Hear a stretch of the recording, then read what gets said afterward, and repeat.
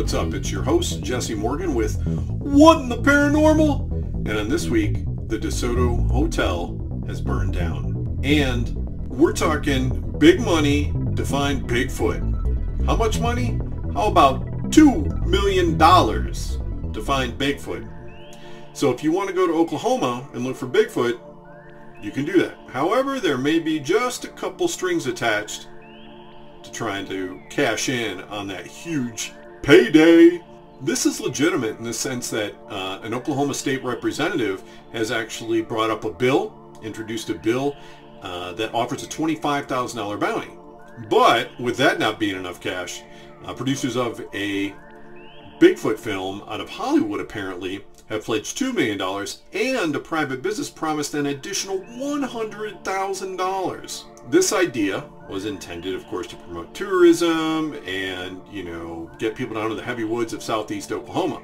Huge potential for payday.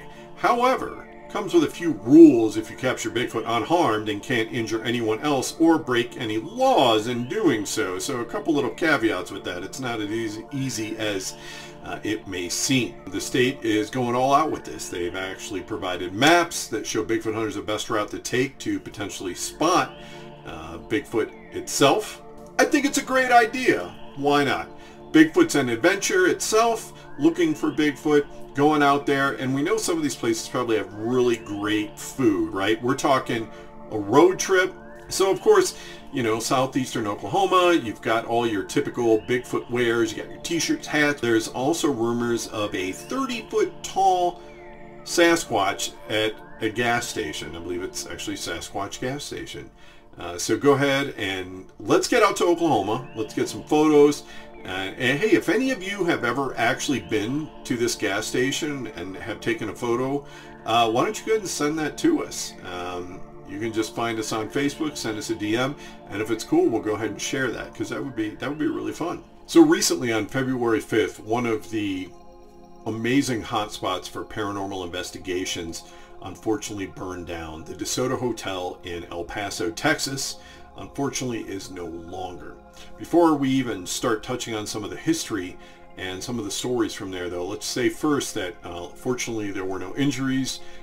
No one at the DeSoto Hotel was hurt. No firefighters were hurt, and they were able to minimize any additional damage to surrounding buildings in the area. So it was a difficult firefight from what I understand.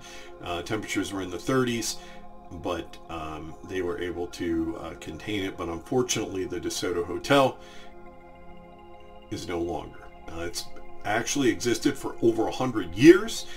This was built in 1905 and has a very, very great, rich history with it. So the DeSoto Hotel has three ghosts, three spirits that most of the stories focus on. Many, many paranormal investigations have taken places there, and one of the first ones I'll talk about is something called the shadow in the doorway. It's not just some barely seen thing. There are reports that there are significant quality videos of this having taken place, and something where they've seen this kind of see-through shadowy figure walking through the hallway. So one of the other ones is known as Sarah. Sarah is known as kind of playful.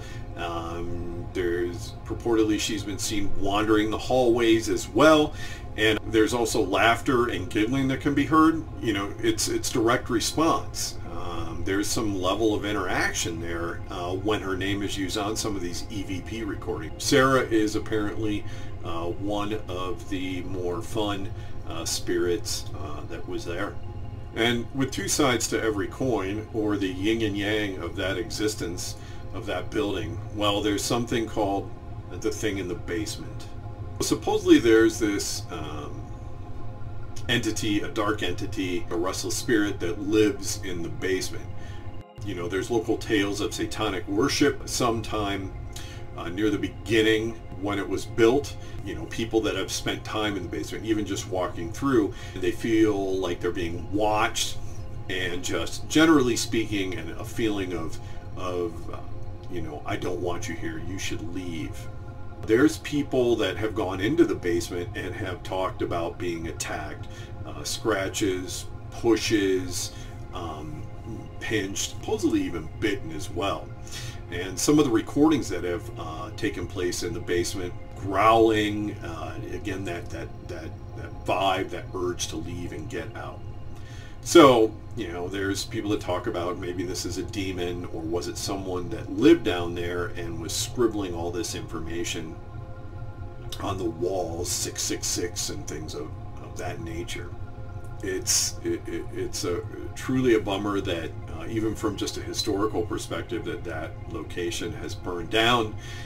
So one thing I want to do is invite you to, you know, share stories or experiences that you've had. Drop them in the messages underneath the video, and we'll do our best to go through and take a look at those and maybe look into that particular event that occurred. And maybe with Trails to the Unknown, we can set up a trip out to that location and go run our own investigation, do that road trip thing. So with that, I just want to say thanks again for joining me, Jesse, on another episode of What the Paranormal?